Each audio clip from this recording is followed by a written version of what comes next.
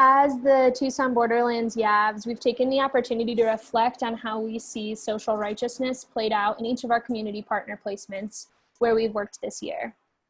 My name is Hannah Singerline, and I'm placed at Frontera de Cristo on the US-Mexico border. This binational organization meets the ever-changing needs of the border community. I've seen social righteousness here as the organization listens to the needs of their community partners and adapts their work to those needs. A recent example of this was when quarantine started and factories started closing. The Frontera staff got together to make bags of groceries donated from local grocery stores, and our ministry partners passed these bags out to members of their community that lost their jobs in the wake of coronavirus. Over the past 35 years, a lot has changed in this border community, and Frontera has remained a strong presence by listening rather than telling the community what it needs. My name is Katie Jenkins, and I have been placed with Keep Tucson Together, an organization that provides free legal assistance for folks in the immigration system facing deportation. Before coming to Tucson, I had no idea that migrants and undocumented neighbors were not protected under the 6th Constitutional Amendment, giving people the right to an attorney in legal proceedings. By denying someone the right to an attorney, in my mind, we are denying them of their humanity. The immigration system is a complex form of law that I have heard many lawyers struggle to understand, and that's even with their degree and linguistic advantage.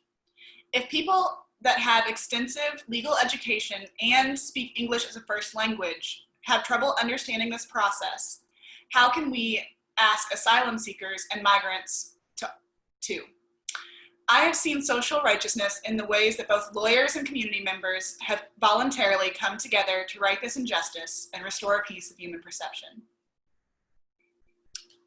I'm Haley Whitson. Laura and I work together at Community Home Repair here in Tucson.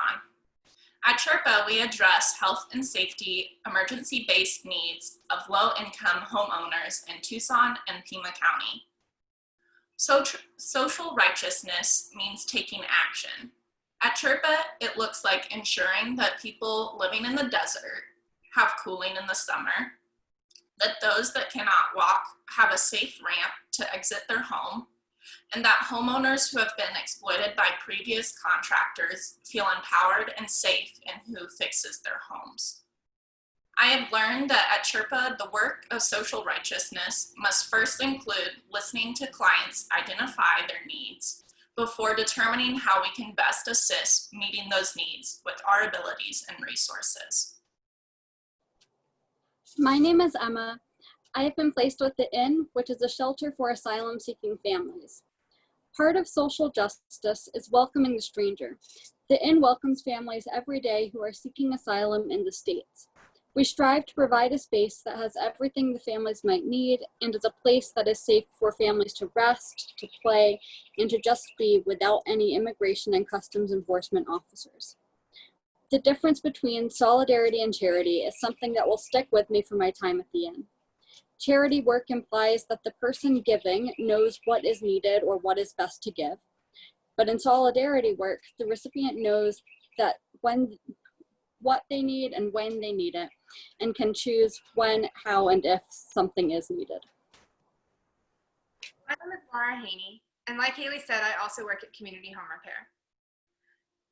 As the Tucson Borderlands YAV community, we see the work for social righteousness in the program beyond our work placements.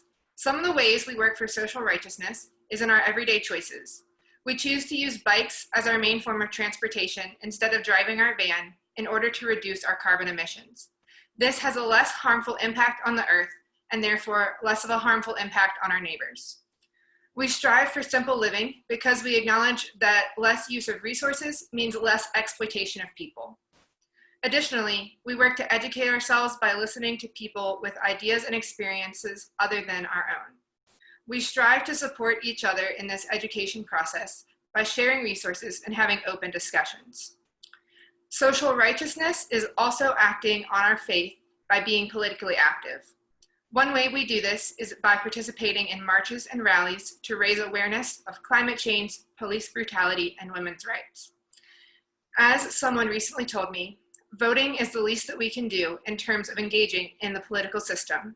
so we try to also engage with our representatives via phone calls and emails. We recognize the importance of raising our voices to make change happen.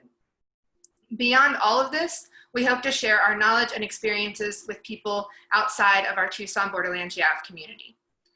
We each keep a blog of our experiences in order to engage with our larger communities and share what we are doing. These are all the ways that we see Tucson Borderlands YAV program living into the 5th grade end of the church for social righteousness.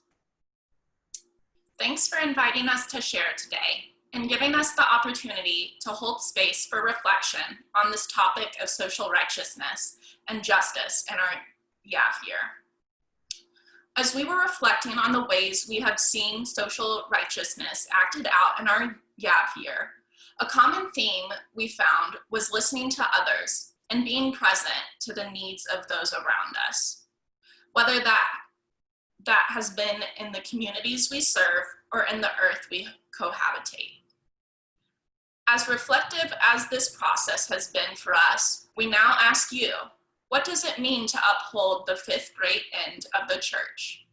How can you practice social righteousness? What does social righteousness mean to you?